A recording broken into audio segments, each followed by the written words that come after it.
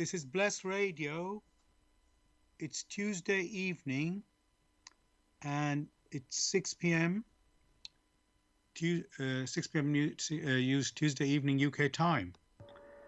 And this is the spiritual discussion program. With me, as usual, is Gregory. He's going to join me in a second. The aim of the show is to introduce you to the spiritual knowledge in the light of truth, the Grail Message by Abrushin. And every week we have a topic for discussion. The topic tonight is right or freedom to choose.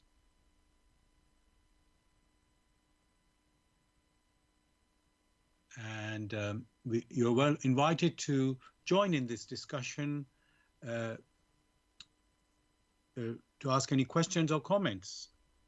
And you can contact us on our UK number, which is, just want to check actually before I continue if Gregory's around, because I want to check he's there. Just give me a second, listeners. Apologies for the delay.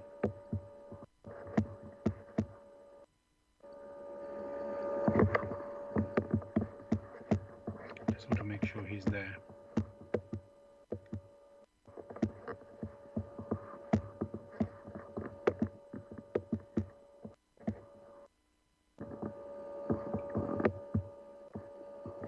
Okay, I can't find him just yet. So hopefully we'll catch him in a minute. So yes, listeners, first of all, I just want to remind you, the aim of the show is to introduce you to the spiritual knowledge in the light of truth, the Grail Message by Abrushin.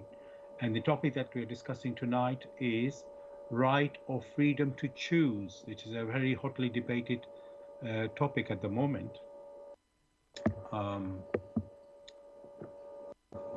And as I say, you're welcome to join us with any questions or comments on this topic.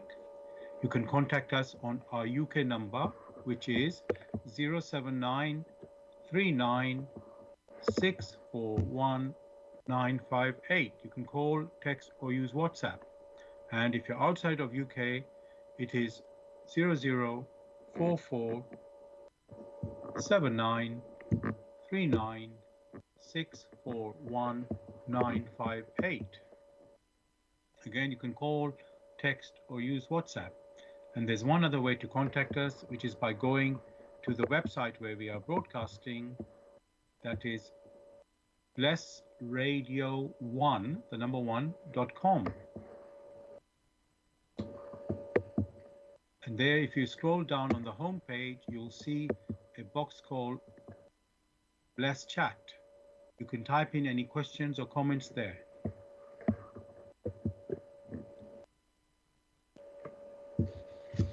I'm now going to begin with, what is the Grail Message? The Grail Message, in the light of truth, by Abrushin, is a spiritual knowledge of life. It offers an explanation of the world, a picture of creation on the basis of natural laws. Its lectures contain valuable basic elements as a help in life, for through the knowledge mediated, the reader is again brought closer to life and led back to God. The Grail Message deals with important fundamental questions of life by explaining in a clear and logical way the automatic working of the laws of nature, the whole weaving of creation, and allowing every process to be recognized, and thereby the purpose of our whole life. It is directed at the individual and speaks to the innate experiences of the human being, their strengths and weaknesses. Thus, every reader has the opportunity to discover through the intuitive perception if what is stated is the truth. Combining with matter-of-fact reasoning, a complete world picture arises, where there is no separation between the visible world and the great world beyond the five senses, nor any separation between scientific and religious striving for knowledge. I'd like to give you a couple of quotes from the author of the Grail Message, Abrushin. The hearer and reader of my lectures should always work within himself, keenly probing and building bridges from one lecture to the other, as well as out into the great and small world happenings. Only then will he be able to understand the Grail message and find that it gradually shapes itself into one complete whole, without leaving any gaps. Again and again, in all the happenings, the reader will find the basic features. It will come back again and again. In all the happenings, the reader will come back to the basic features. He can explain everything without having to change even one single sentence. The word of the Grail message lives, so that it permits only those people who really carry the honest desire in their souls to find abundantly. All else is automatically rejected by it. For the arrogant and those who seek superficially, the message will remain the book with the 7 seals. And I'd like to give you one more quote from the author. I wish to fill the gaps which have so far always remained unanswered in the souls of men, and which never leave any serious thinker in peace if he earnestly seeks for the truth.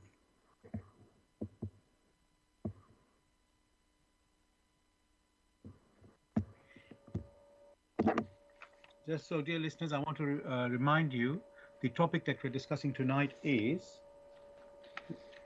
right or freedom to choose. Right or freedom to choose. You're welcome to join us with any questions or comments by contacting us on our UK number, which is 079 39 641 958. You can call, text or use WhatsApp. And if you're outside of UK, it is 0044 79 39 641 958. Again, you can call, text or use WhatsApp. I'm trying to get hold of Gregory, listeners, and we're having some issues, so I'm going to try and restart, and hopefully we can get Gregory. So excuse me.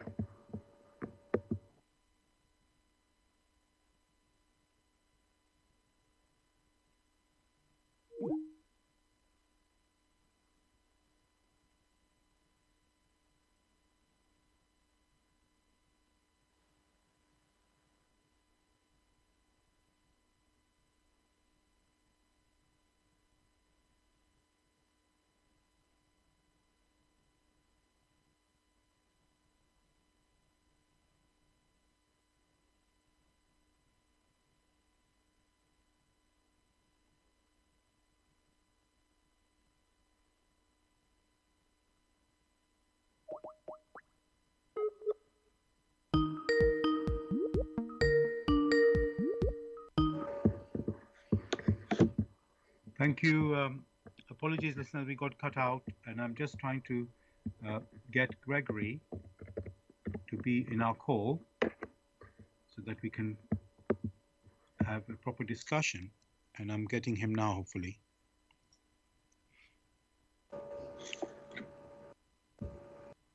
And listeners, just to remind you, the topic that we're going to be discussing tonight is right or freedom to choose.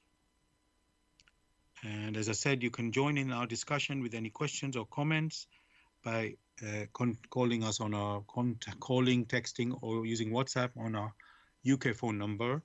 And there's one other way to contact us, which is to go onto the website where we are broadcasting, which is blessradio1, the number 1.com.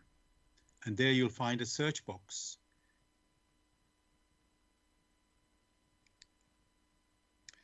If you go down the homepage, it's called Bless Chat. You can type in any questions or comments. I'm just going to try to reconnect with Gregory in a second. So I just want to say a little bit of background about why we have chosen the topic tonight, which is right or freedom to choose. As I say, currently there's some hot debates going on in the West. For example, in the USA, there's election coming up. It's just 2 weeks' time. And there's this big battle, you could say, about abortion. Some people saying it is a right of the woman to decide to have an abortion and not the state to intervene. It's very controversial. Others say, no, it is God who provides, so man doesn't have the right for that to decide. So I think Gregory is now back here. Gregory, can you hear me? I'm aware you're there, Gregory. Can you hear me? Yes, I can hear you. It's clear now. Very good. We have made contact. So thank you, Gregory. I was just introducing the topic tonight to our listeners. And I was telling them why we have chosen this topic of right or freedom to choose. And I mentioned about the American election coming up, USA, where they're talking about abortion. That is one of them. And in UK, they're also having this debate which just started in the Parliament last week about the assisted dying bill, they call it, or assisted suicide, another way people put it, those who are terminally ill, who are in real pain. They don't want to have this painful death. They want to have what they call a dignified death.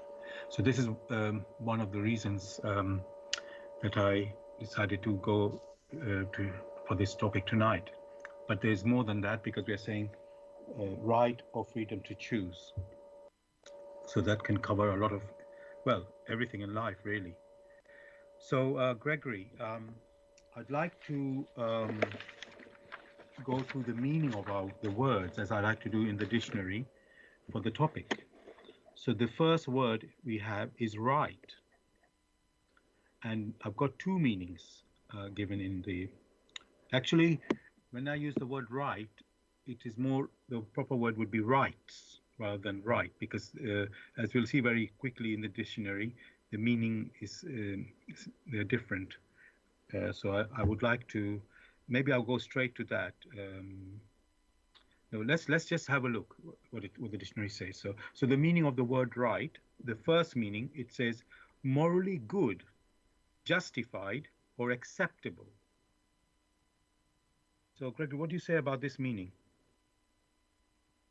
Thanks. These meanings, some are partial.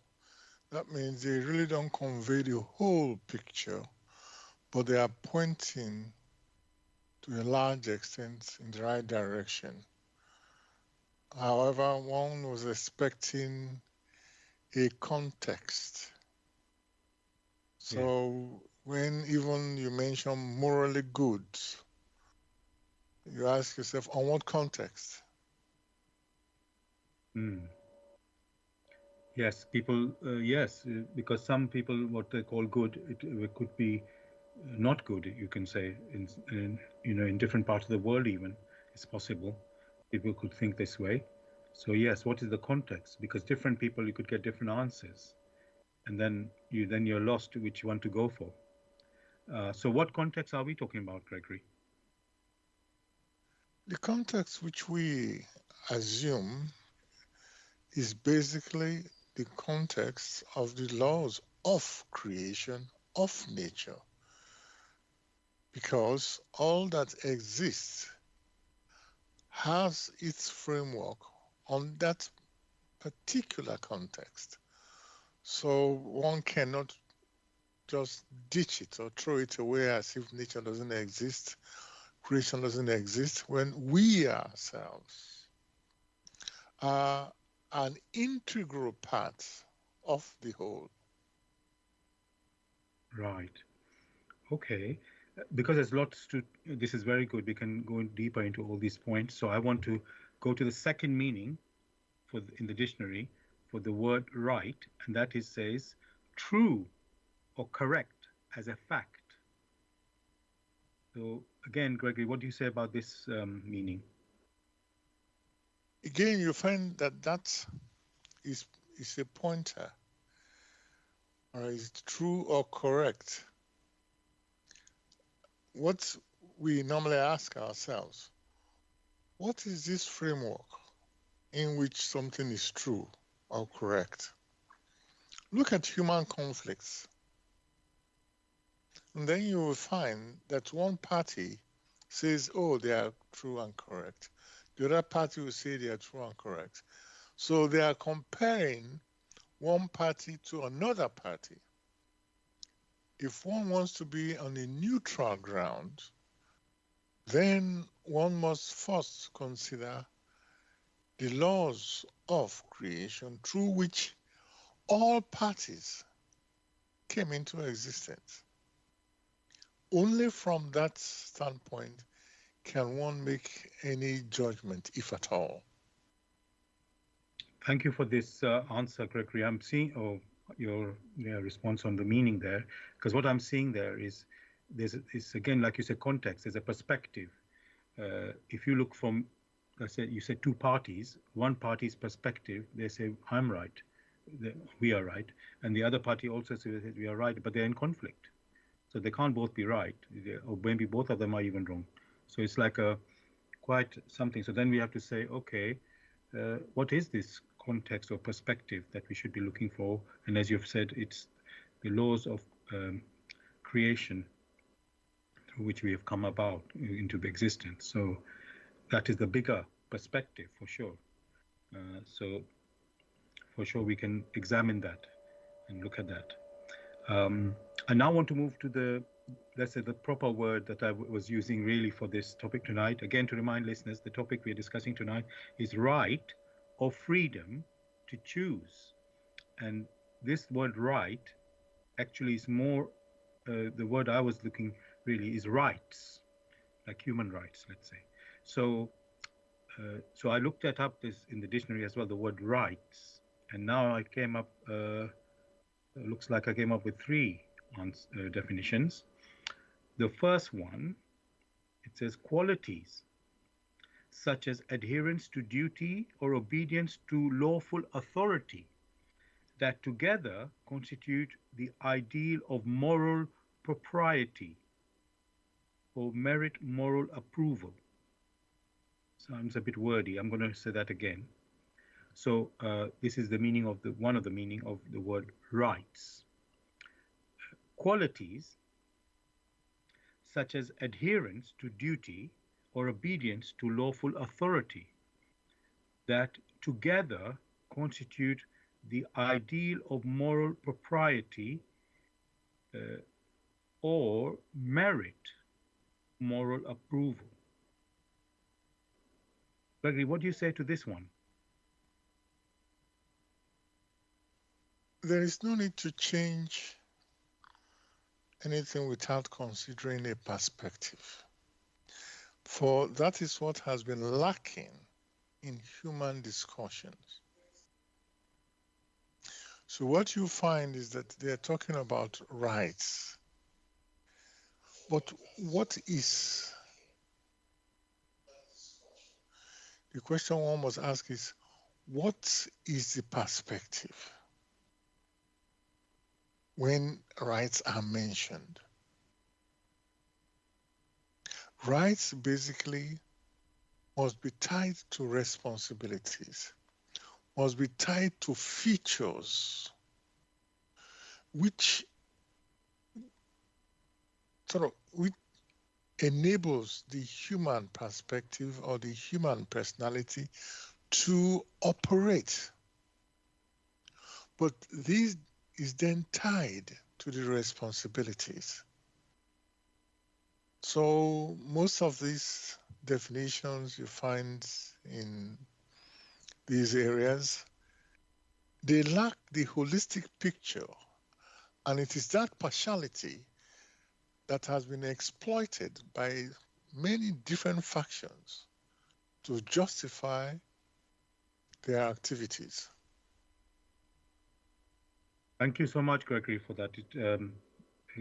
I can really see, you know, Yes, how the world has, you can, as I said, do things in their own interest. People do things in their own interest, and then they can justify, oh yes, this means that, and that the others will say, oh no, this means this way, the other way. So, and then of course you will not agree, and then each one will do what they want.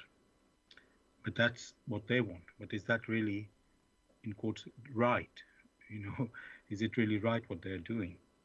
So this higher perspective, let's say, is what is required to um, understand properly, you know, what are actually right, what is right. I can say yes.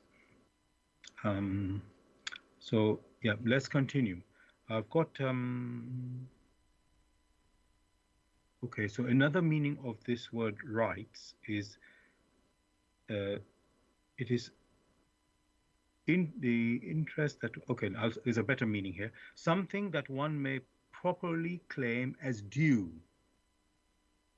So it's something that they can claim that is really it's yeah that they have, that's the word right. I don't want to use that word right. So something that they can claim. I can say they have claims, right? So is that a good word to use there, Gregory? Claim is an equivalent for rights. That which you just mentioned only occurs when some tasks have been accomplished by the individual. That is the perspective they are looking at. Again, you find that is the scenario of rights and responsibilities, or when certain tasks have been accomplished, then the person who accomplished these tasks is granted certain rights of recompense, something of that nature. So that's the picture that springs up in that particular scenario. Thank you for that, Gregory. So in my head, I'm thinking that yes, people sometimes they think you can get something for free, but actually you have to do something to get something. It's not free as you might think. So so there is almost like yes, you have to do something to receive something. Okay. So again, we're going to explore. Everything is very, very, let me say, deep and interesting what we are saying. So we will continue because although the topic is very short title, right or freedom to choose, but each word in it seems quite deep, quite big to consider. So just again, listeners, the topic we're discussing tonight is right or freedom to choose. And so far, we've only talked about the word right. So the next word is freedom. And in the dictionary, the word freedom, I've got two meanings. The power or right to act, speak, or think as one wants. And to give an example, we do have some freedom of choice. So let me repeat that, Gregory. Freedom, one meaning given, is the power or right to act, speak, or think as one wants. How is good is this definition for our discussion? What has just been read out is quite restrictive. It doesn't give the intrinsic feature of freedom. Again and again, the perspective of the creative laws of nature have been ignored. For that, whenever freedom is mentioned, one must consider the innate capabilities of the human personalities. Only when these features are used with respect to the creative laws of nature, only then can one say one is free within those laws.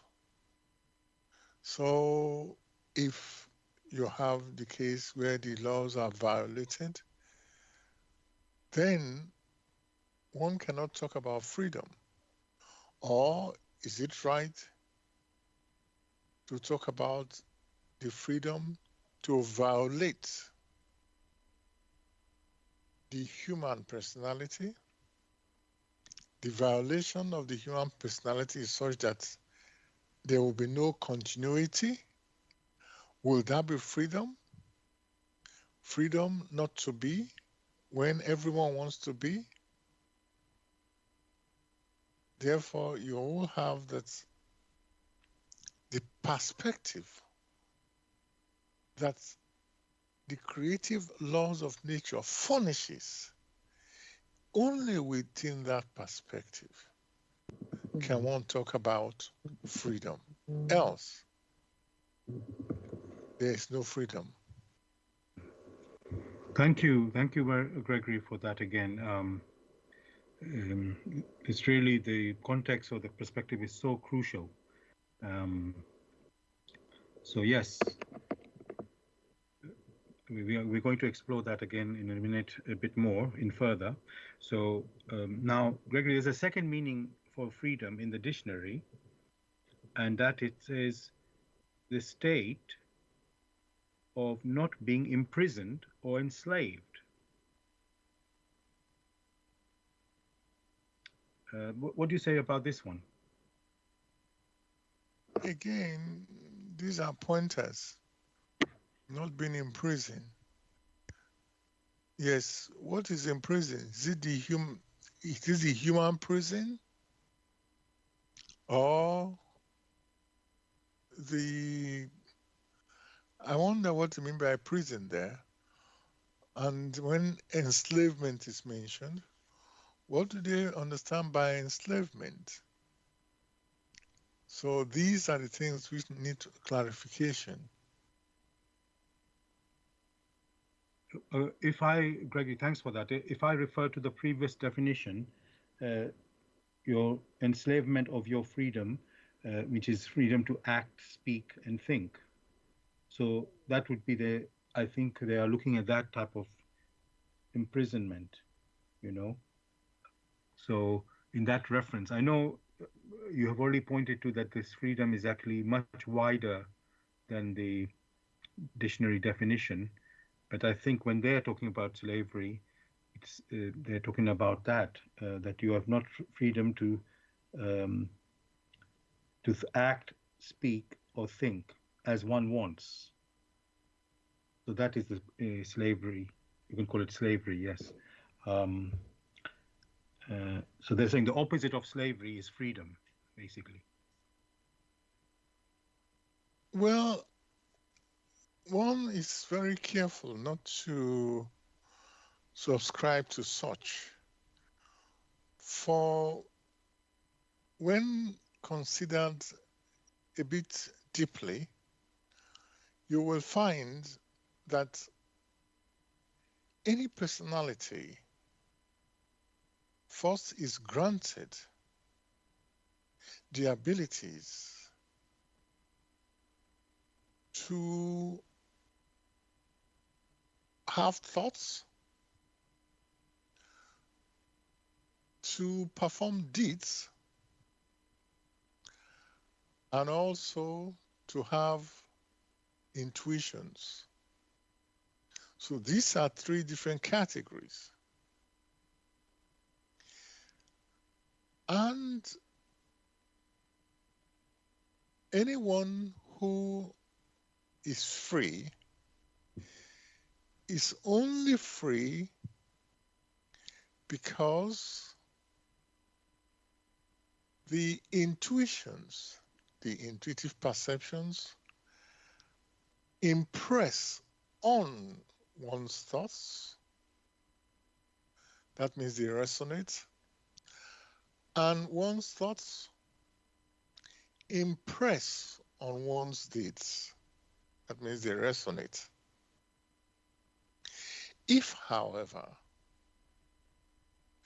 one's intuition does not have that impression on one's thoughts, that particular scenario is some form of slavery, for it is the human intrinsic personality which is now a slave to its intellect, because it's unable to express himself, himself or herself, it, the real ego. It means the real ego of the man is now enslaved. That is the slavery which makes many a personality enslave another. For were the intuitions able to impress accordingly the laws of creation, it will already know that just as he himself or herself seeks to express himself freely, so also are others. And therefore, that's slavery, which sort of does not grant the other personality, for one reason or the other, that slavery of the individual must have arisen due to the inability of the human personality to express his intuitions or his thoughts. So instead of seeing these things on the external, it is imperative one should start from the internals. Only when there is failure in the internals is it expressed in the externals.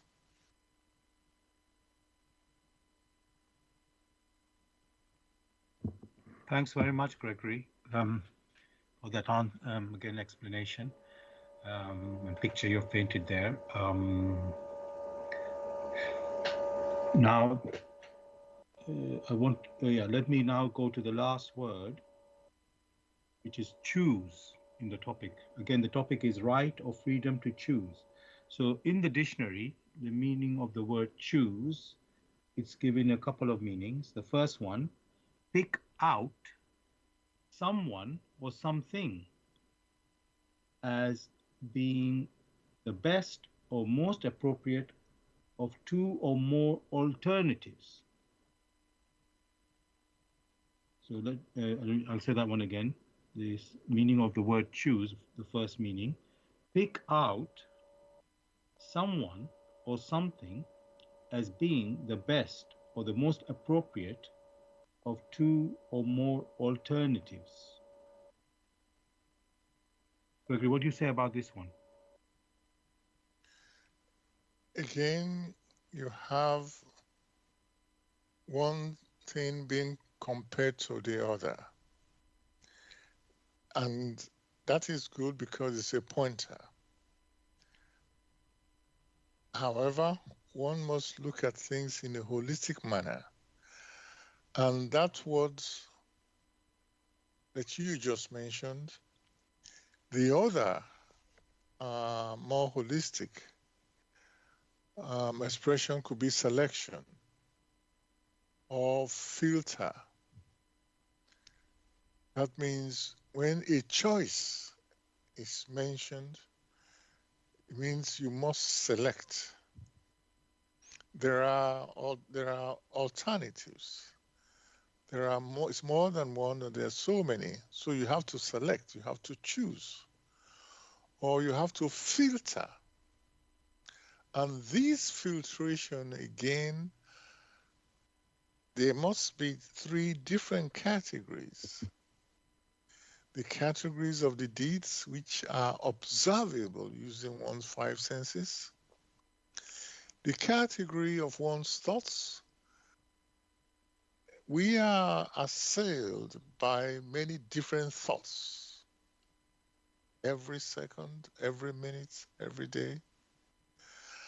And there are some we hold on to and some we reject. Those we hold on to are the ones which we have been attracted to. So the laws of creation already is in place, an attraction, a resonance. So that word choose, which is a selection, and leaving out others, already give that picture.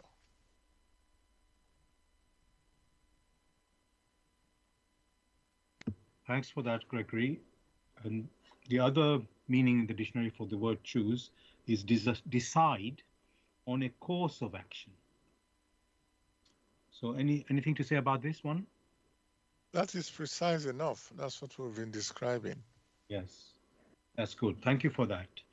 Now, before I continue with much more discussion on this topic of right or freedom to choose, I want to let the listeners know that you're listening to Bless Radio, and this is the Tuesday evening spiritual discussion program. The aim of the show is to introduce you to the spiritual knowledge in the light of truth, the Grail Message by Uprushi. And if you wish to know more about the Grail Message or want to get a copy of the Grail Message for yourself, you can go to this website, which is www.grailmessage.com. I'll spell that www.grail, Grail,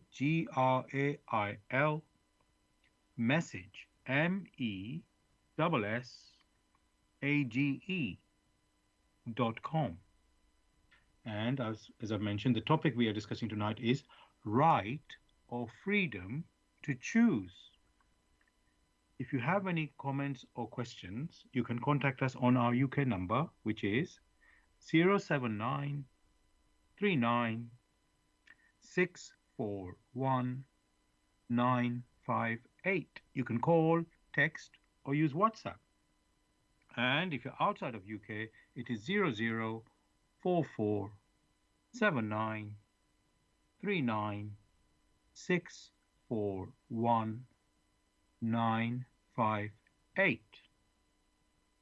And there's one other way to contact us, which is by going to the website where we are broadcasting, that is blessradio1, that's the number one, .com.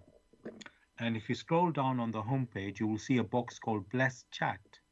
You can type in any questions or comments there. And we are also broadcasting on YouTube.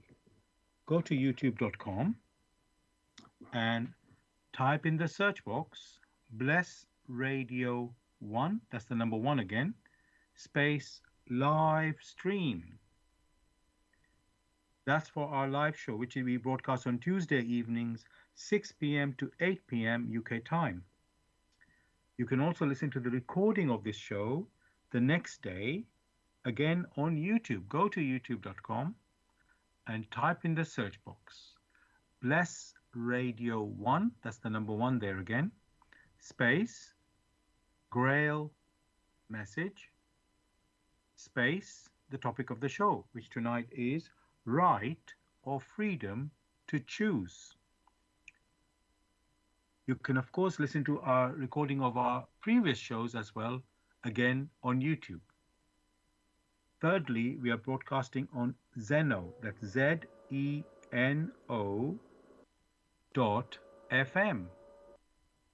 / Bless Radio 1. That's the number one again. So, Gregory,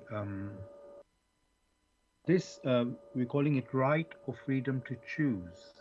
This is all about human beings, listeners, just in case somebody thought it's about anybody else or anything else. So human beings' right or freedom to choose. Now, Gregory, although we haven't mentioned it up till now, but we are aware from many shows that we have done that we human beings have free will. So this is, you can say, part of our being human. And now I want to ask, what is this really, this free will? Because why I want to ask, um, because Gregory, when you start, let's say, well, why I'm asking that firstly, because is this free will always really free in all circumstances? Why I'm saying that, because when you start, let's say, as a child, and then you can say what you like as a child in theory, but then you can't do whatever you like because the parents are in charge.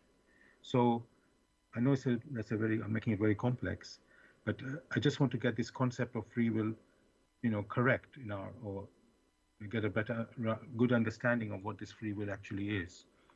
So is it completely free, Gregory, for us human beings?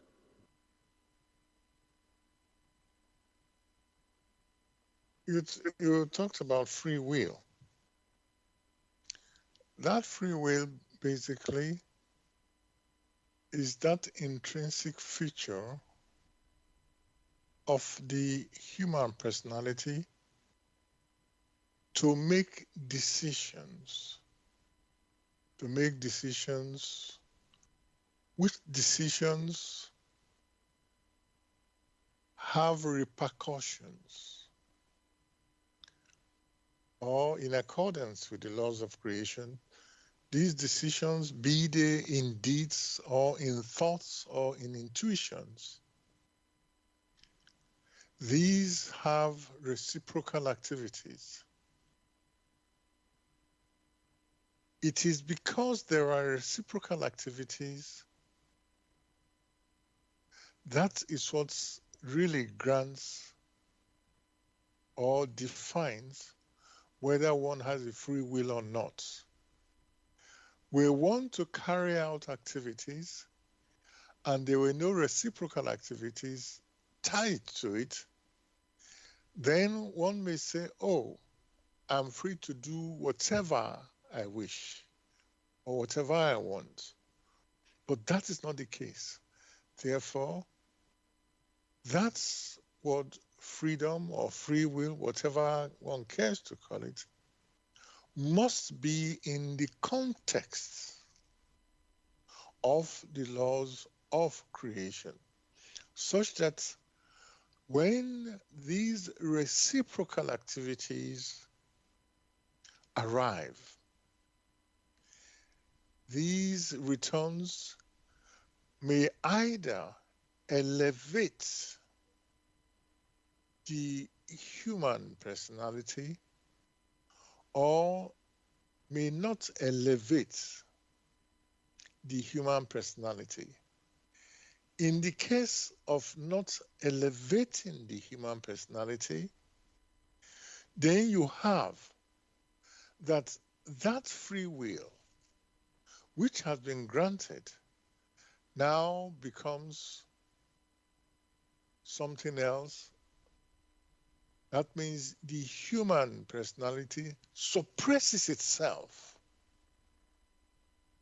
So the human personality is free to decide whether to elevate itself or to suppress itself.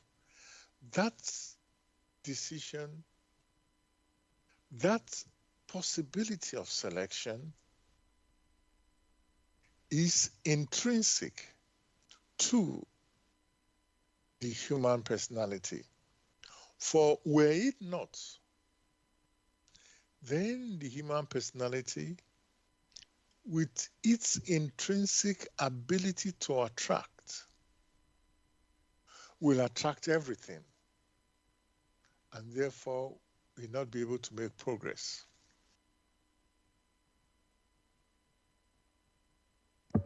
Thanks a lot, Gregory, for this answer, and can I say, to the real big picture, how free will actually operates. And because these things don't work in a vacuum, we have, let's say, everybody's got their own conception of what is free will, and then they might have this idea, it can do this or it can do that. And it's like free will is so free that you can do whatever you like. But then but we are living in this world, and this world operates in a particular way, which is in the laws of nature, the laws of creation. So the free will also has to operate within that context of this world, uh, which, let's say, we mostly neglect or even don't think about it. And well, you know, we know there's something, for example, called gravity. You can't just avoid it and think, oh, I can escape. Even the people who are making this flying into space, they still need to deal with gravity. In fact, they really must deal with gravity, otherwise they can't even leave the Earth. So it shows that we can have some false idea in our head, what is freedom, what is free will, and then, but then we forget that actually you're living in a particular world which works with these laws or a system. So yes, so thank you for that understanding, giving us this understanding, Gregory. Now, Gregory,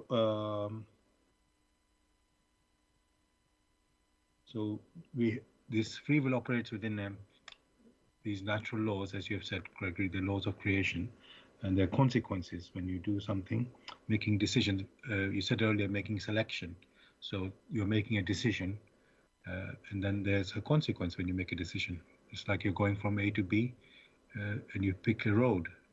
Now you can go A to B if the road is correct, but if it's not, you'll land somewhere else. So you must be aware of that.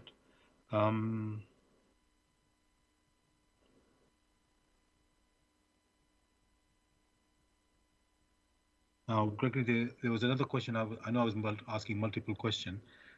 What about this?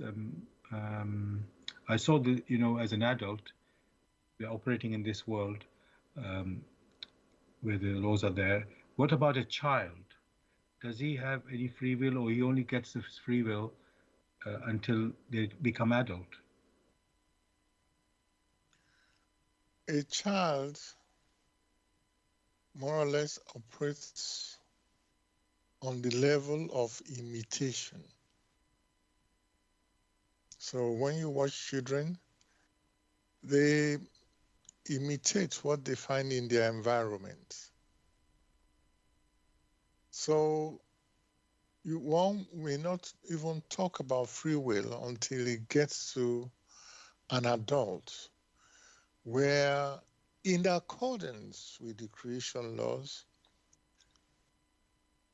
many things have been put in place. It has full control of its physical body. The brains can now be used rightly. It now bears responsibilities. So free will quietly is tied to responsibilities. What responsibilities will you give a 1-day-old child? 2-day-old child? There will be no responsibilities. You won't say, oh, it's able to decide. It's able to decide to cry or not to cry. Because if there's no food, it will cry. If it feels uncomfortable, it will cry. In that case, because no responsibilities are assigned to the child yet, one may not even mention free will until it gets to that stage of adulthood where it's able to make decisions, it's able to make selections, not just imitations of others.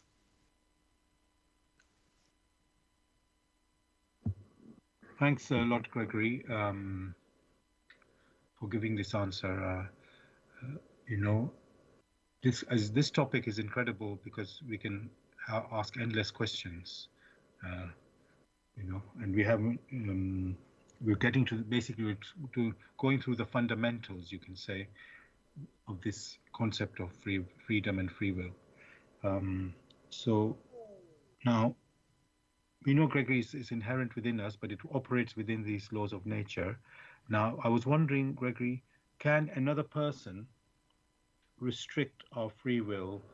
For example, if now I'm thinking when, let's say, an enemy takes over your land that you are in, and they stop you, take away your freedom, to do what you want, um, or they could be, you might be caught in the hands of a criminal, and then there's, I don't know, imprison you or put you somewhere, and then you are now, let's say, stuck in this situation. And um, so, what I'm in a way I'm asking Gregory, can you really only operate your free will if you are, how can I say, with strength, having a power, that you are in control of this situation, or can you exercise free will at any time? You know, I know the one I can definitely think of. You can freely think.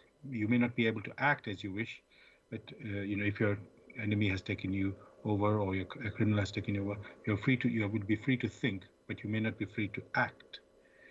And so I'm wondering, is that a restriction on your free will?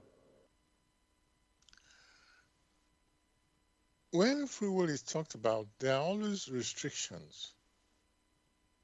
For one who goes to school, or for one who is driving a vehicle, or for one who is strolling, there are rules on being a pedestrian.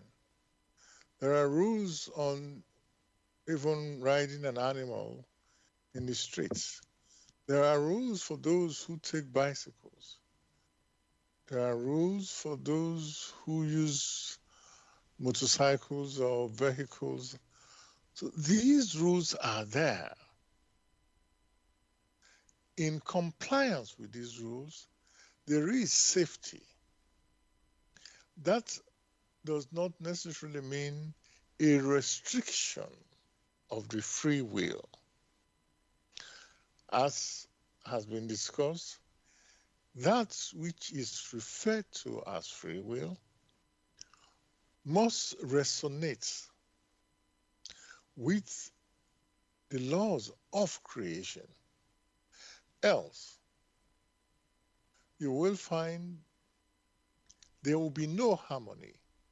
And wherever there is no harmony, wherever there is confusion, wherever there is maiming, wherever there is war, then you find that scenario restricts the resonance between one's intuitions, one's thoughts, and one's external deeds.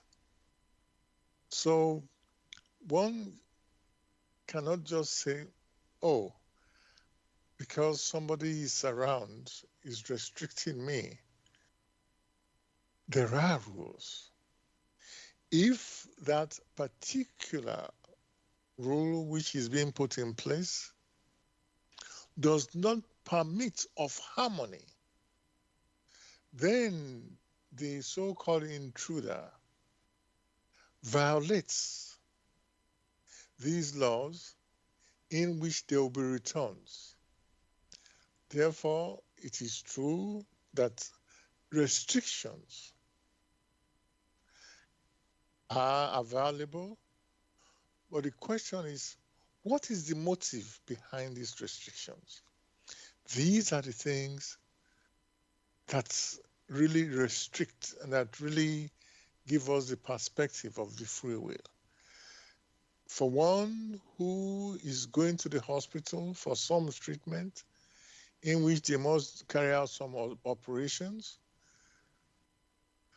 of course, there are some cases where anesthetic is utilized to restrict the pains which the individual may have to go through.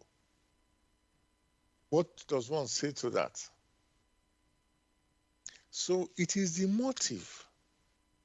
If the motive is for improvement of the individual, then it is beneficial not only to the other party but for all.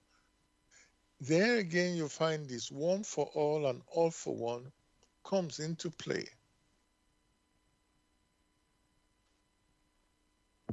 Thanks a lot, Gregory, for this answer. What I was wondering, you know, I understand that about the rules that, you can say for harmony and for safety, that there are rules and there need to be rules and we need to follow those rules.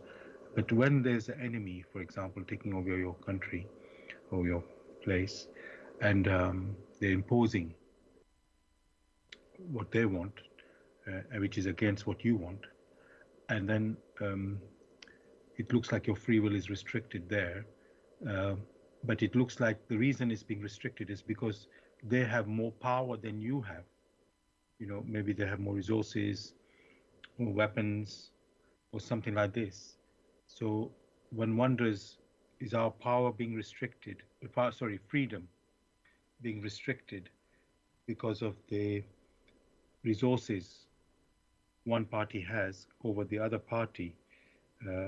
Because when you think of freedom, and we're talking about human beings having freedom, you think, oh, everybody should have it the same freedom.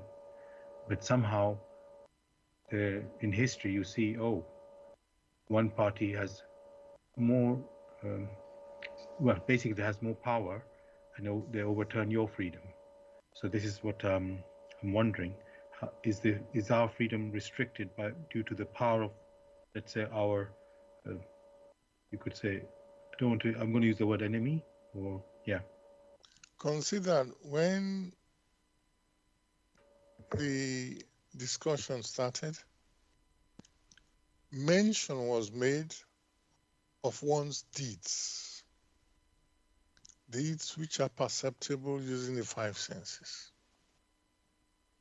There's also thoughts of the individual. There's also one's intuition. The so-called enemy can have restriction over one's deeds, but has no restriction over one's thoughts or restrictions over one's intuition. And as long as the human personality is unable to express itself such that there will be harmony, any intruder or enemy that comes into the equation to restrict the other party, such a personality has sown a seed and has violated these laws of creation that granted everyone the opportunity to express themselves, their intuition, their thoughts, and their deeds. And that is why you have all this rebellion. It only gives the strongest indication that the so-called enemy must be enslaved within itself. That is why it seeks to impose such restrictions, which restrictions it will not apply to itself. Else, were he or she or the group not enslaved within itself, it would not have done that.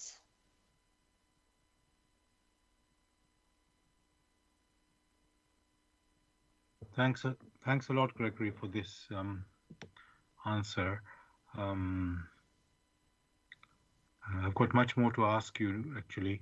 I mean, as I said, this topic has got endless things to discuss. So I just want to first let the listeners know that you're listening to Bless Radio, and this is the Tuesday evening spiritual discussion program. The aim of the show is to introduce you to the spiritual knowledge in the light of truth, The Grail Message by Abdrushin. And if you wish to know more about the Grail Message or want to get a copy of the Grail Message, you can go to this website, which is www.grailmessage.com. I'll spell that: www.grail, Grail, message, message.com. And the topic that we're discussing tonight is right or freedom to choose. Right or freedom to choose. If you have any questions or comments, you can contact us on our UK number, which is 00. Sorry, I'll do it for the people who are in UK. That is 079 39 641 958. You can call, text, or use WhatsApp. And if you're outside of UK, it is 0044 79 39 641 958. Again, you can call, text, or use WhatsApp. And there's one other way to contact us, which is by going to the website where we are broadcasting. That is blessradio1, the number 1.com. And if you scroll down on the homepage, you'll see a box called Bless Chat. There you can type in any comments or questions. And we are also broadcasting on YouTube. Go to youtube.com and type in the search box Bless Radio 1, that's the number 1, space live stream. That is for our live show, which is on Tuesday evenings, 6 p.m. to 8 p.m. UK time. You can also listen to a recording of this show the next day, also on YouTube. Go to youtube.com, type in the search box Bless Radio 1, again that's the number 1, space Grail Message, space the topic of the show, which tonight is right or freedom to choose. And of course, you can listen to the recording of our previous shows also on YouTube. Thirdly, we are broadcasting on Zeno, that's ZENO.FM/Bless Radio 1. That's the number 1 there. Now, Gregory, yes, I want to go into whether, as I said, I introduced the topic tonight because there's some of this freedom or right or freedom to choose, because there's some hot debates going on, let's say, in the West or specifically USA and UK. One of them, the one in USA, they're talking about this abortion, the women's freedom to choose concerning her body, and then there's the laws are in America. They are by each state makes its own laws. There are national laws as well, but these ones are from each state, and they're, let's say, doing different things. And one side is saying, which they call them pro-life, that no, let's say due to, in quotes, religious belief, that only God can, decide if a baby is born or miscarries. Not us human beings have that right to decide that. And then the other side says, no, it's my woman specifically who's having the baby. It's her right, because the baby is in her body. So she has the right. So in a sense, you can understand each side, what they're saying. And even some saying it is not the state's decision to be involved in this type of decision. It's really should not interfere. Because some people have one belief and other people have another belief, and you can't tell what the state cannot tell what the people should believe. if they believe in freedom, what they say, supposedly they believe in freedom. So, Gregory, so this is a very hot issue, as I said. Um, so this right or freedom to choose, as they say, in concerning with abortion here, um, um,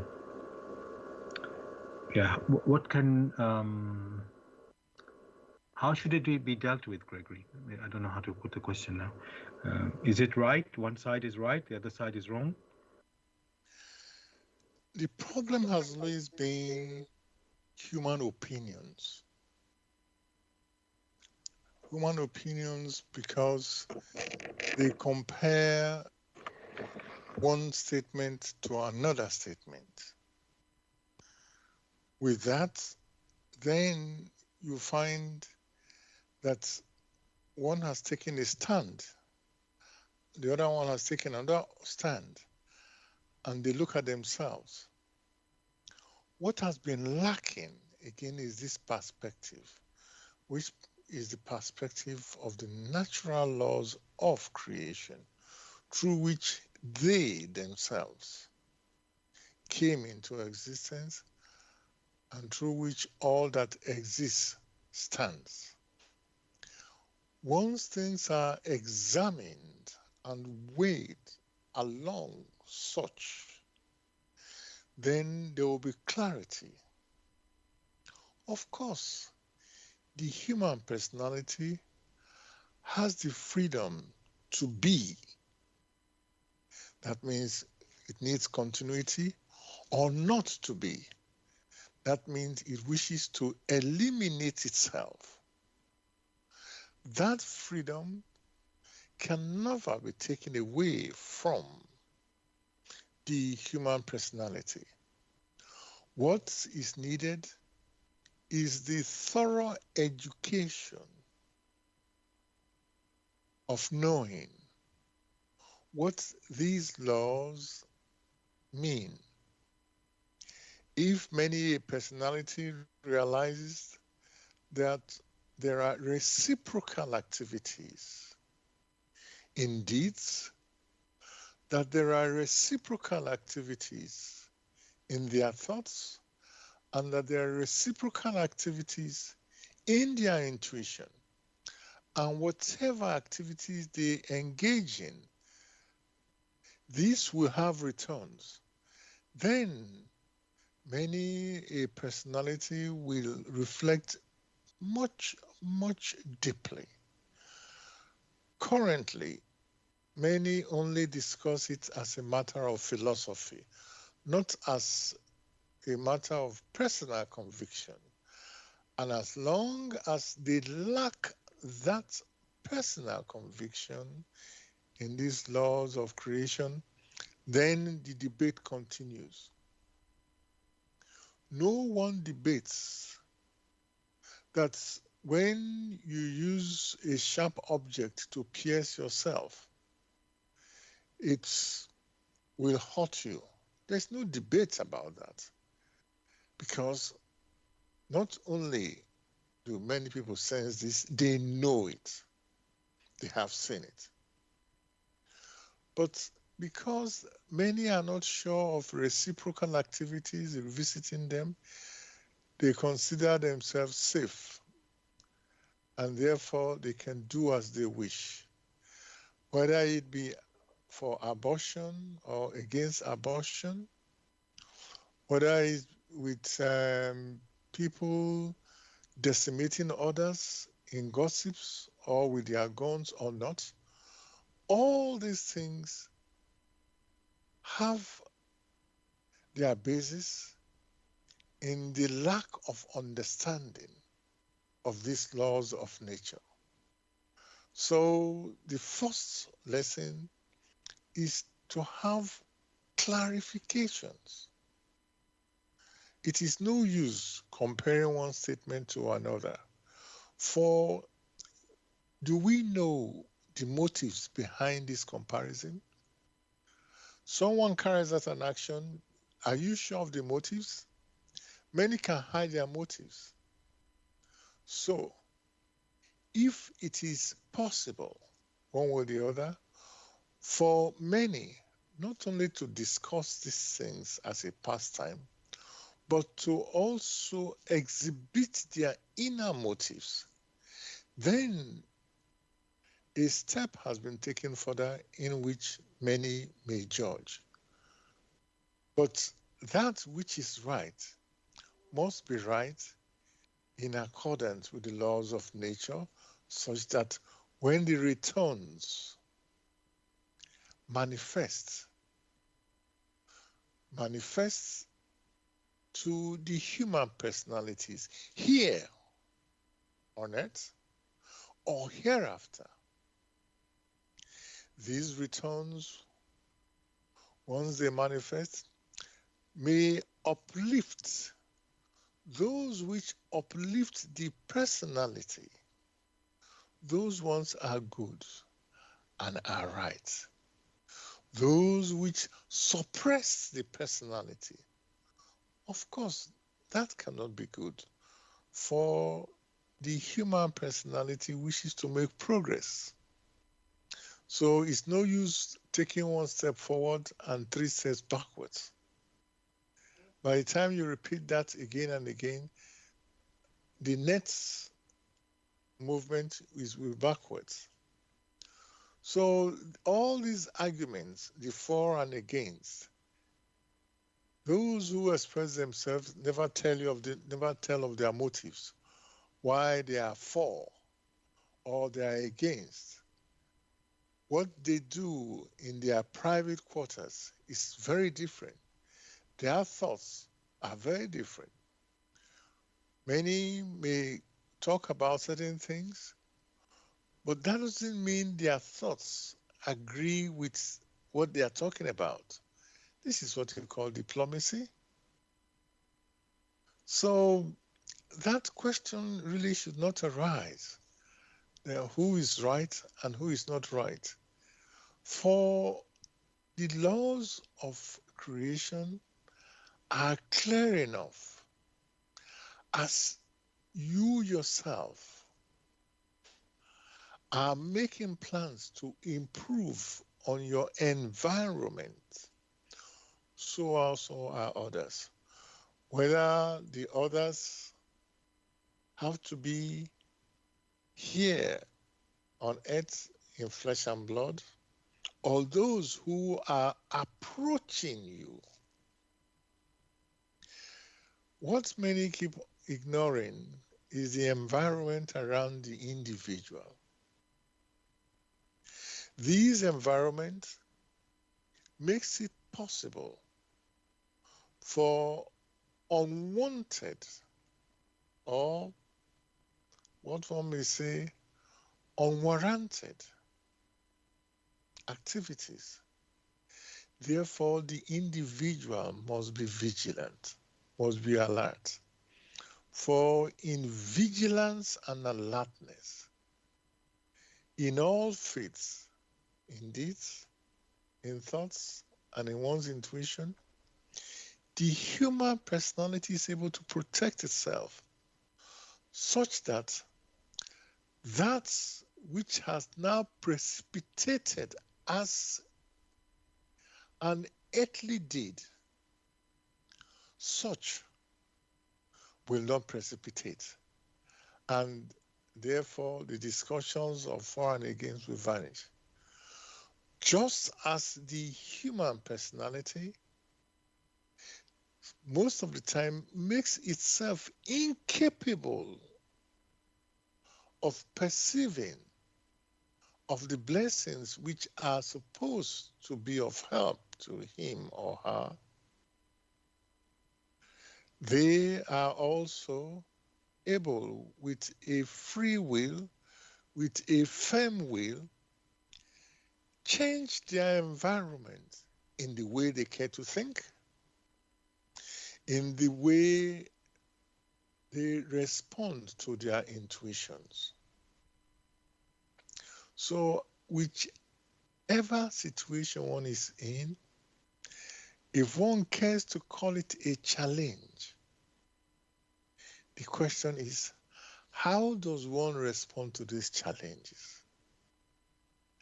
A very simple thing can be shown. There was the most dire situation of the thief on the cross. There were two of them. One of them caused commotion by insulting Christ. The other one, who was suffering bitterly, also looked at Christ. He accepted that we know we've done wrong. I have done wrong, but you haven't done wrong. And in that acceptance, in pleading for help, the immediate environment changed. The human personality is endowed with much, much grace, depending on how he or she responds to the challenges. But the scenario you painted, these are only academic discussions. For many of the discussions are not genuine. And with such shallow discussions, one cannot advise, do this, don't do this. The best that one may do is strive to examine and weigh the laws of creation such that you yourself, in vigilance and alertness, may judge aright, may weigh aright. Thanks very much, Gregory, for what you have said there. I was thinking of some scenarios where the abortion, because the woman who is wanting the abortion, is not some, how can I say, it's a very difficult situation, is what she's going through, and she's having to make a decision. So if I give you some scenarios, so that we can understand why people do that, or think about that. And somebody, let's say this woman has been raped, and she raped, even let's say by a stranger, possibly it can be that, or and then they're saying this baby to come is not, let's say it was not even coming from love. It is something else here going on. So and they're thinking, no, that's not right. So that what could be one possibility. Another one is maybe incest. I mean, because it's incest, it's like in the family, they might go ahead and say, okay, we'll keep this child, even though it's not the right way for a child to be born. And another one which these people come across is when, well, let me just look at those two. I was going to say, like some people they say the child is going to be disabled or deformed. I think most people, they accept it and they let the child be born. So maybe I will leave that one. So when is, Gregory, that scenario of rape, being a child coming from through rape or incest, which is against the will of the woman, so the other one you could say was more, let's say, even if it's unplanned, it was, let's say, not unwanted as such, but this other one's unwanted, through force, you can say, this happened. So when you said that some people are you want to know the motives, but if something is forced, the motive is of the other person who did it, not necessarily, well, it takes two to tango, I agree, but so many times it's not the person, let's say one person is the real victim in it, so I just want to look at this situation, Gregory, when it is forced, let me say, things happen through force. How does the woman make a decision on that? One must be very careful. There are many situations in which force was used, whether it comes to the so-called rape, where do you find that the human personality is left uncared for? There have always been early warnings, but these warnings are ignored. And then something happens. And because it turns out not to be favorable, the whole thing is now ignored. And they said, okay, they want some other person to advise to abort or not to abort. It is the individual who is involved in that scenario who has the right to make that decision. It is not the individual who is not in that scenario, because the necessary resources, the necessary help must have been proffered to the individual. So for one now to come in public and to say, oh, well, this is rape, and therefore destroy the child, or this is not rape, not destroy the child, that decision is not for the outsider to make. It is he or she who feels it in all its ramification, who makes that decision. So these questions normally fly across, and people expect others to make, expect other people's opinion. The key thing is not other people's opinion, but on the laws of creation. And that is why, again and again, one refers to reciprocal activities. That these reciprocal activities will come. How it affects the individual varies on the individual maturity. So I am unable to say abort or not abort. It is the free will. For that free will is intrinsic on the personality who takes responsibility. It is not me. It's like asking, okay, sins to be forgiven. Only the person who suffers that sin has the right to forgive or not to forgive. Other people are not, cannot say, I forgive you, when that person is not the sufferer of the sin. So it is the individual that makes that decision.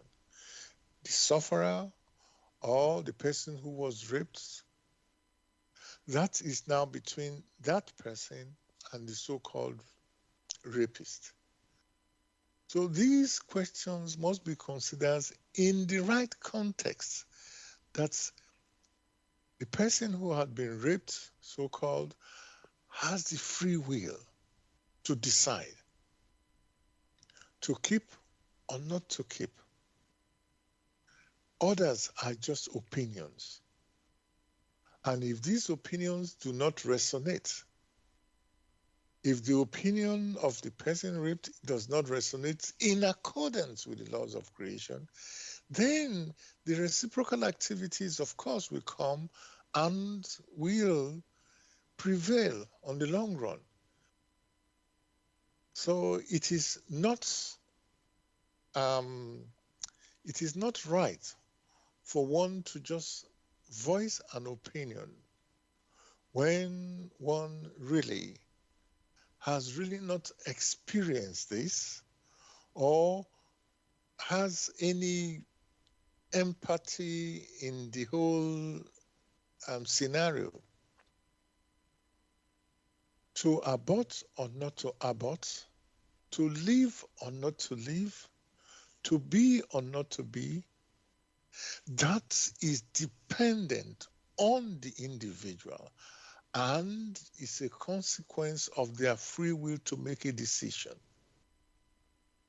It is not the person who is not involved who will now come and say, in this scenario, okay, abort. That does not mean that the person who did the raping has not violated, all right, the laws. But what is said here is that that decision is dependent on the person who, in quotes, has been raped. Thanks a lot, Gregory, for your answer and explanation of this matter. And I know you've already touched on my other, let's say, hot debate that is going on, which is about, they are calling it in UK assisted dying. Just to explain that, those people who are terminally, what this bill is meant for, let's say, allow or consider, is that some people who have some people who are terminally ill and suffering very painfully as they approach their death, they can think that, oh, this is a very undignified. First of all, the pain is ridiculous, very bad pain, terribly suffer hard pain for them, and then they consider that to be undignified. They also consider other things, that, oh, my suffering is having impact on my own family. They're having to take care of me, and they're also suffering not the pain of it, the pain that the person is suffering, but through the pain of the terminal illness, they're also having to, go along with this, suffer through that, you can say. And so they're thinking, these terminal people are thinking, no, there has to be a more humane way to end my life. I know there's another angle on it, that people say there should be what they call palliative care, good palliative care, so that the pain, the person will die, as they say, we know, terminally ill, but they should be given the maximum palliative care, so that they don't, you could say, try to just end their life just because of the terrible pain they're having. So, I mean, there's other issues as well. As you've said, Gregory, there's always the motive. And even it's the reason why they're calling this bill assisted dying. It's not the person who wants to die, it's the person who is going to assist them to die. That would, if you assist that person to die now, this is something illegal, so you'll be in trouble for that if you assist someone who wants to die. So that is what they, because the one who's going to die is like they're gone. So they're not thinking too much on that. They can do it. But these people don't want to commit suicide by themselves. They want some assistance, let's say. So I know I'm going a little bit sideways, but the point is, that's the, they want a dignified death. That's what they're saying. And they think it should be their choice. That's what we are saying, freedom to choose, a right to choose. And why people, and then they don't want people who are going to assist them to be criminalized. This is one of the things. So, Gregory, as you've already pointed, the responsibility on making such decision is on the person involved, who directly is involved. It's them who has to make the decision. But in this case, there's the people who are assisting. They, especially when their family, they are cooperating with the person. And if it is illegal, of course, they'll be in trouble if they assist. So, yeah, what can we say from the, as we say, we're looking at the perspective from the laws of creation, not our opinions, because everybody's got an opinion and there will be disagreement on opinion. But then there is the law of nature. What should happen? Is it right for somebody to continue suffering, until the end, with very severe pains, and how many years you don't know it will take before you go, or is it um, um, okay to choose yourself, let's say, a moment before you get to your own moment, let's say, to avoid this indignity, as people think, consider that. So yeah.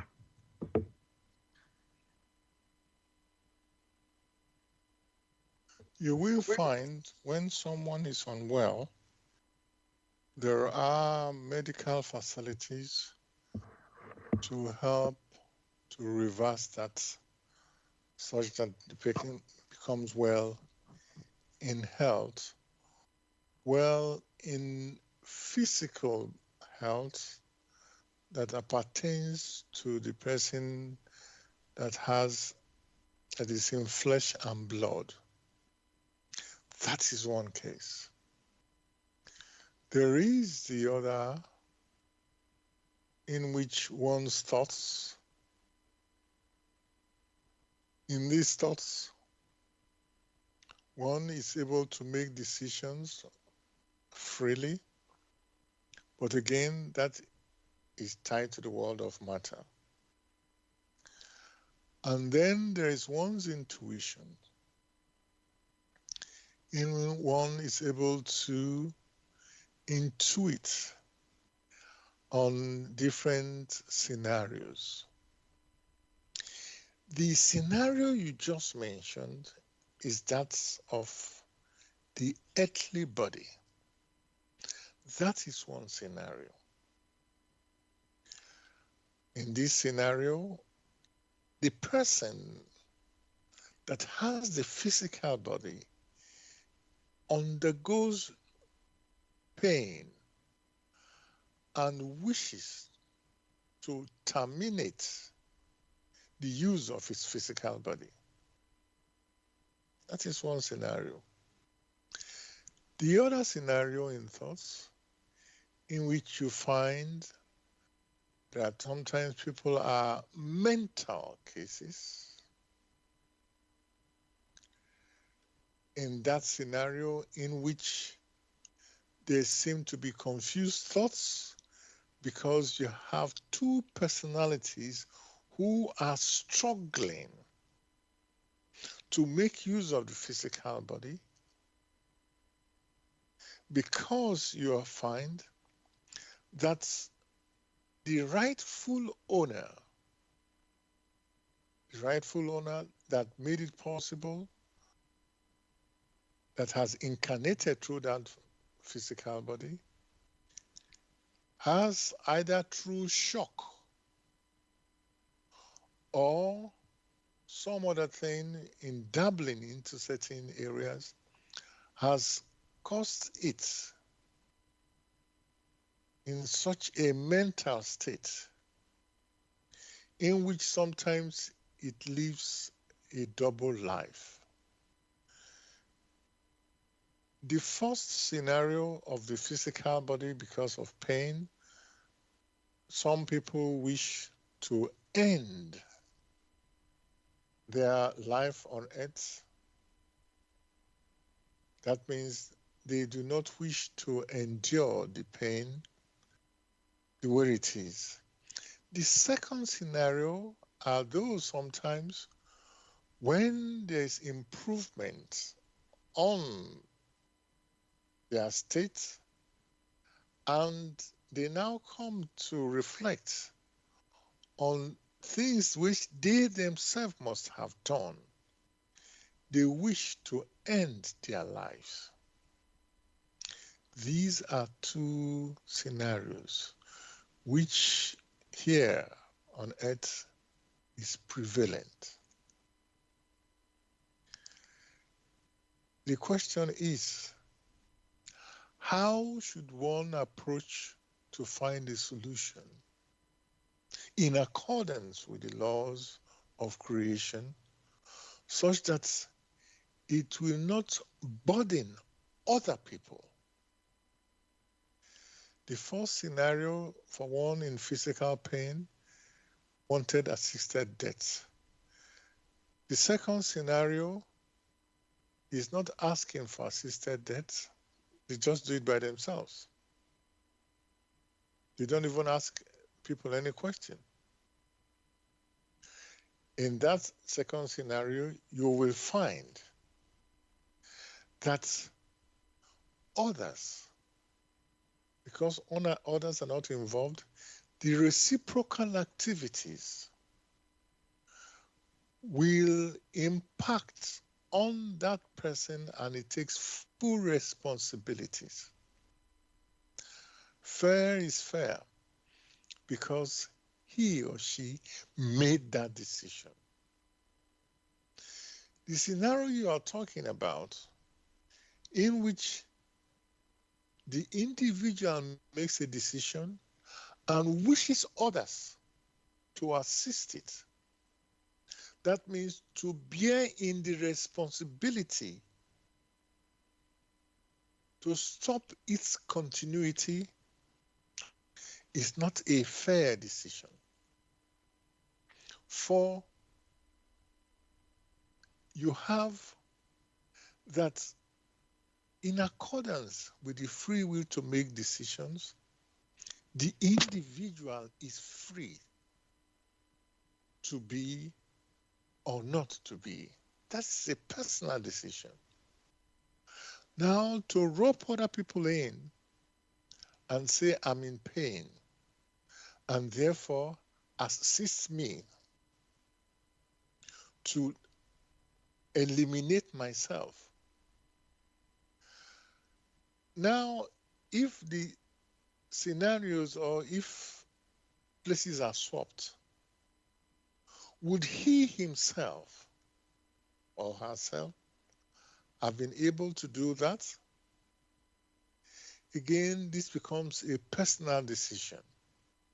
Whether the states or communities or the individuals have gentlemen agreements on this, that is immaterial. It is the motives behind this, the thought motive, the intuitive motives that count. But one is not privy to these thought motives or intuitive motives.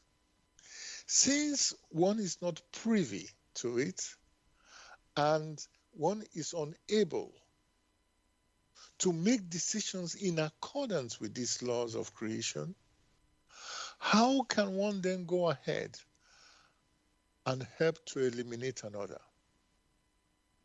Fair is fair because it's an individual decision. Here, one is not saying go ahead or not go ahead. One is saying examine everything in accordance with the laws of creation. If along the line, the individual who wishes to assist is able to penetrate into the motives intuitively and agrees on the responsibilities, fair enough. If he or she is unable to penetrate into the decisions, into the motives, then it will not be right to ask somebody to take on the responsibility of terminating another one's life, or because he or she wants to assist that person. So these are the balances each people must make. It's not a matter of, as a group, we are agreed on it, and therefore it should be written on the statute book. If somebody has an injury and the person is shouting, the next thing, take that person's life, or because it has been agreed or not agreed. So every activity must be subjected to the laws of creation through which that individual came into existence. Thanks a lot, Gregory, for that your answer and picture that you've painted there. Um, I just want to let the listeners know you're listening to Bless Radio, and this is a Tuesday evening spiritual discussion program from 6 p.m. to 8 p.m. UK time. The aim of the show is to introduce you to the spiritual knowledge in the light of truth, the Grail Message by Abdrushin. And if you wish to know more about the Grail Message or want to get a copy of the Grail Message for yourself, you can go to this website, which is www.grailmessage.com. I'll spell that www.grail, Grail, message, message.com. And the topic that we're discussing tonight is right or freedom to choose.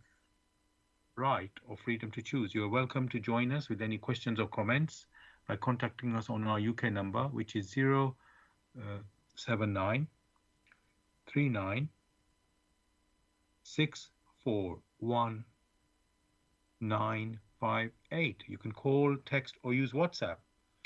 And if you're outside of UK, it is 0044 79 39 641 958. Again, you can call, text, or use WhatsApp. And the other way to contact us is by going to the website where we are broadcasting. That is blessradio1, that's the number 1.com. And then if you scroll down on the home page, you'll see a box called Bless Chat. There you can type in any questions or comments. And as I say, we are broadcasting on Bless Radio 1, the number 1.com. You can also listen to us on YouTube. Go to youtube.com and type in the search box. Bless Radio 1, the number 1 there, space live stream. And that's on Tuesday evening, 6 p.m. to 8 p.m. for the live show. The show is also recorded, and you can listen to that again on YouTube. The next day you can go there. And the way to do that, find that show, is go to youtube.com and type in the search box. Bless Radio 1, again the number 1 there, space Grail Message, space. The topic of the show, which tonight is right or freedom to choose. And of course, you can listen to all our previous shows also on YouTube. Thirdly, we are broadcasting on Zeno, that's ZENO.FM/Bless Radio 1. Now, Gregory,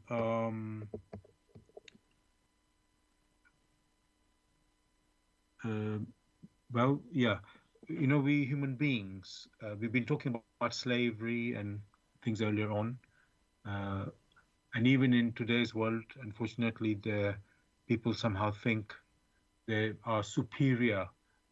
One people might think they're superior to another people, and that gives them a right to dominate or rule them so it seems there's this terrible concept there. Call it racist or whatever word you want to use. And that they're saying that they're giving them certain rights, so that means trying to dominate some people and other people. Now when we look at history, Gregory, there's always been, you can say, empires where one people's, after some hundreds of years having their empire, that empire collapses, and then another one comes in, and somehow that empire that's been there for 200 years becomes weak, and then a new one seems to come in and take over that land, and that one becomes the dominant one. So this seems to go on and on in history, Gregory. And I was wondering, is this a way we human beings are meant to sort of grow and develop through um, I know I started with slavery or something, or dominance, and but seems to be this. I don't know. You can call it cycle of development. So I wondered, and is there any truth in that? That some people are, uh, you know, are going to say stronger or um, better, even let's say better, whatever the right word. I don't quite know what to say. Than another race or peoples.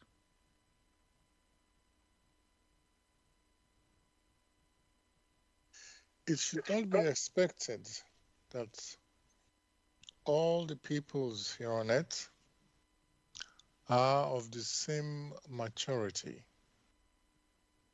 There are some who have been or who have incarnated several times on earth before. And therefore, in their incarnation, they have learned certain lessons. There are some that have not learned certain lessons. So it is the individual maturity and those of similar maturity or of homogeneous maturity sometimes or all at all times come together. How they then use their maturity, their recognitions for the progress not only of themselves but also of others, that remains to be seen. For it is how they respond to these challenges that furnishes the reciprocal activities which then awaits them if they sink because of their activities, even in their high state.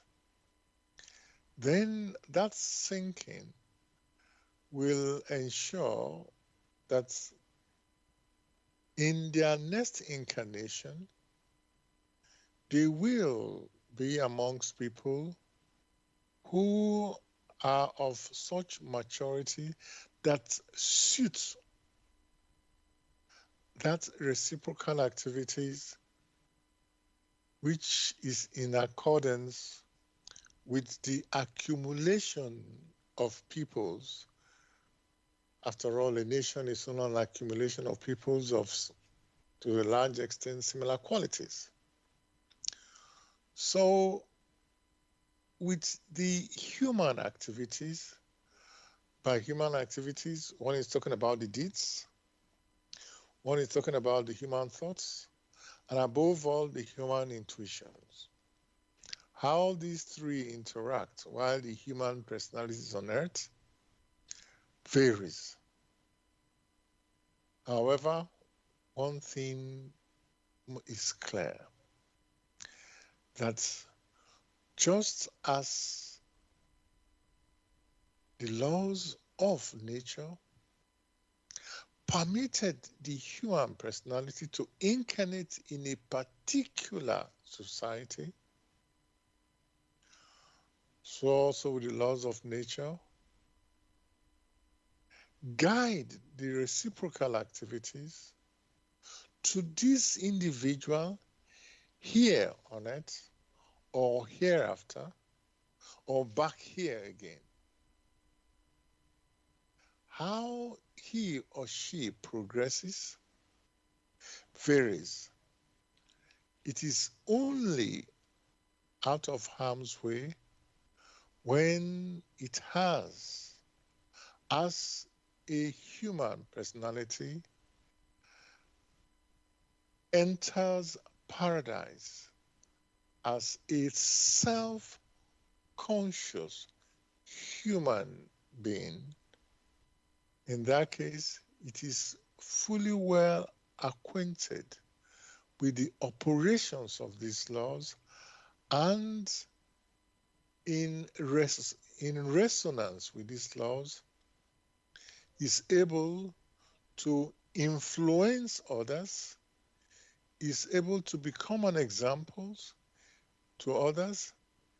That expression, one for all and all for one, is very well hammered into it, such that back home as a self-conscious human personality is able to be of assistance to all, not only to himself. So, how the human personality fares in creation depends on how it has responded to the challenges that has come its way, some of which it gave rise to.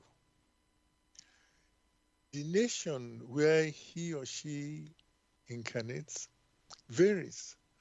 After all, nations come and go. There are some who were rulers in one nation and beggars in another incarnation. There's so much variation.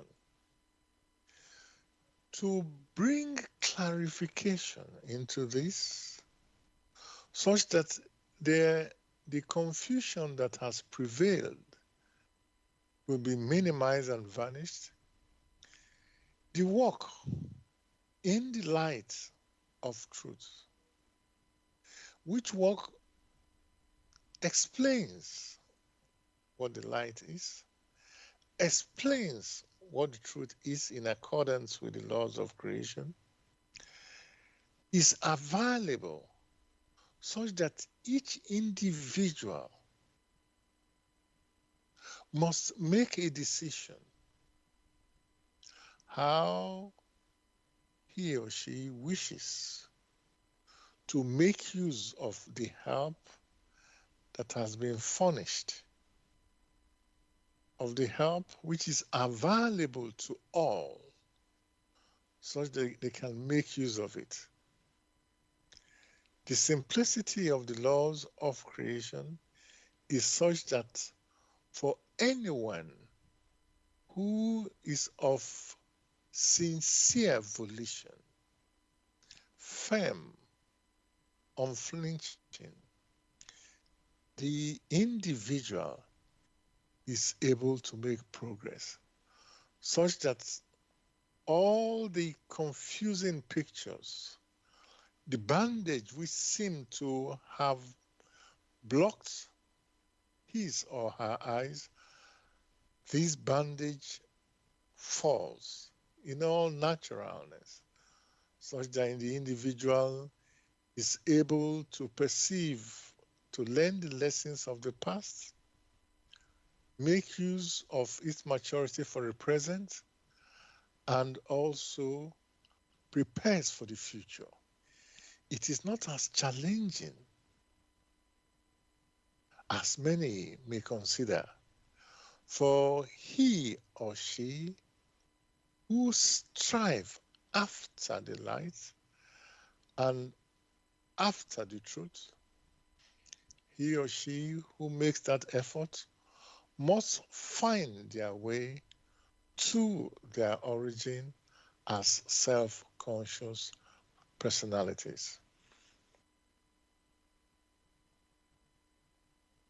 Thanks a lot, Gregory, for that um, answer you've given. We're coming to the end of our show tonight, listeners. I want to give some, I will say, a little bit of reading from the Grail Message in regards to what we've been talking tonight is freedom, rights or freedoms to choose, right or freedom to choose. So this one I want to read now.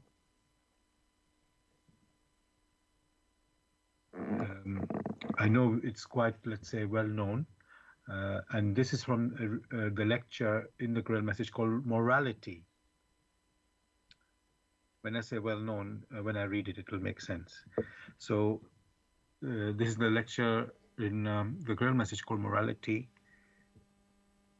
And this is just somewhere in the middle of the second lecture. So the awakening will strike the souls like the shock of a mighty thunderclap, so that the living spring water of undimmed truth can pour forth and rush over the loosened soil. The day of freedom dawns, deliverance from the spell of an immorality that has existed for thousands of years and that is now reaching its climax. Look around you. Observe what people read, how they dance, how they dress. By tearing down all the barriers between the two sexes, the present time is more than anxious, ever anxious systematically to obscure the purity of the intuitive perception, thus to distort it and give it a misleading mask, and ultimately, if at all possible, to smother it. When misgivings arise, they are quietened by high-sounding talk, which however proves on an investigation to emanate only from the inwardly vibrating sexual instinct, in order to provide ever fresh nourishment for the carnal lusts in countless ways, skillful and clumsy, open and covert. They speak of the emergence of a free, independent humanity, of a development of inner stability, of physical culture, the beauty of the nude, ennobled sports, and of education to bring to life the saying, to the pure, all things are pure. In short, upliftment of the human race by laying aside all prudery, thus producing the noble and free human being who is to carry the future. Woe to him who dares to remonstrate. With a great outcry, accusations are immediately hurled at, at such an audacious person, similar to the assertions that only impure thoughts can make him find anything wrong in it. So this was from the lecture Morality, talking about the world we live today, and I've got another section I would like to read from a different lecture this time, and this is in regards to rights. So the first one we were talking about freedom, and now I want to talk about rights, or read something from the Grail Message concerning rights. This is from the lecture Christ Said. Christ's allusion, I want to say what that word means, allusion, and this one I had to look up what it means before I continue, so if you excuse me a second. So allusion, that's the spelling is ALLUSION, and that means an expression designed to call something to mind without mentioning it explicitly. In other words, an indirect passing reference. So I will now start again. Christ's allusion to people as being brothers and sisters is also being used in the wrong way today. How earthly, unhealthy, akin to communistic ideas, how sickly sweet and repugnant in regard to religion. It plays directly into the hands of the darkness, for in its present interpretation, it absolutely suppresses the free upward spirit of the individual human spirit, as willed by God. No ennoblement can ever develop out of this. Once more, all these things are nothing but the unhealthy caricatures of what Christ intended. When he spoke of all men being brothers and sisters, he was far from thinking of the manifold eccentricities such as are in vogue today. He was giving enlightenment for that time, when the wicked custom of keeping slaves flourished greatly, when men were given away and sold, and thus considered as having no will of their own. People, however, are brothers and sisters, from out of the spirit, from out of their origin. They are human spirits, which may not be considered as chattels without a will of their own, since every human spirit carries within itself the ability consciously to exercise its own will. It was meant only in that way, and never intended to signify that equality of rights for which one looks in the words today. In fact, no human spirit may enter paradise just because it can call itself a human spirit. No such equality of rights exists in the general sense there. The conditions of maturity play a decisive role. The human spirit must first of all fulfill everything and do everything which it is able to do with its volition, set on what is good. Only in this way will it so mature that it can gain access to paradise. Inflexible laws permeate creation, which can never be overthrown or deflected by the designation little brother and little sister because of our common origin. Nor here on earth either. How sharply the Son of God demanded the separation of the mundane from the spiritual. Yet fulfillment towards both lies clearly and distinctly in his statement, "Render unto the emperor that which is due to the emperor, and unto God that which is due to God." That, listeners, that is a reading section I've read from the lecture Christ Said from the Grail Message. And if you wish to know more about the Grail Message or want to get a copy of the Grail Message for yourself, you can go to this website, which is www.grailmessage.com. I'll spell that, www.grail, Grail, message, message.com.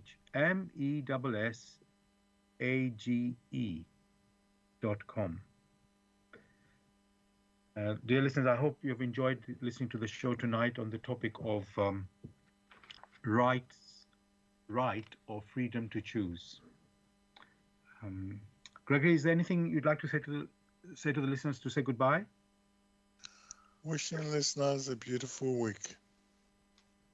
Same from me, listeners. We'll be back as usual next Tuesday, and I wish you a beautiful week too.